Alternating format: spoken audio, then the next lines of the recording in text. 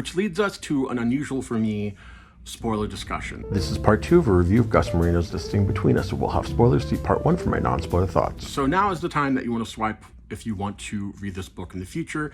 If not, stay with me. So, in this book, the ending is hard.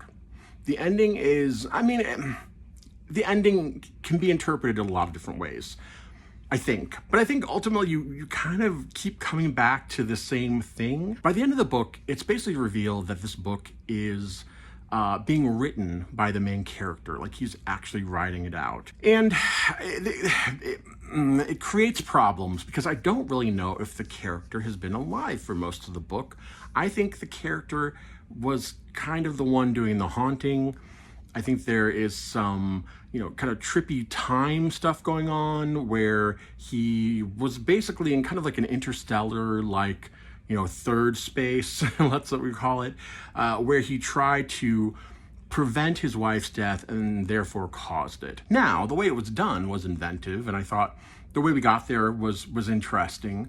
And I think there's definitely some other things open for interpretation, but the way that I have seen this is that there's an old woman who lived in the apartment before. She was trying to curse any future tenants, basically because the place she was living in was being gentrified, and so anybody who could afford it was probably not someone like her, and therefore, she's trying to curse it. But what she really ends up doing is creating this doorway to this third space that the guy essentially gets trapped in, he sort of gives into, and all the rest of it comes about. That's at least how I interpreted it.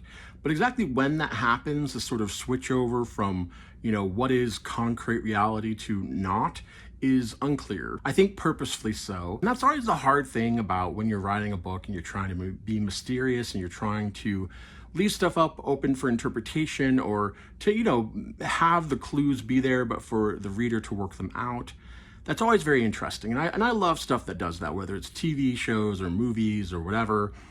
But there's a big chance that you're going to leave a lot of people behind. So trying to find that balance between bringing everyone along, or at least the most amount of people you can, and trying to do the interesting thing that you're trying to do is hard to strike. And I don't know if Marino 100% got it there for me. But again, if I'd read the physical book, maybe I would have felt different about it. I don't know. So all of that to me is very interesting. I think the problem I have with it as a reading experience is because it started out so emotional that through line is what got lost to me.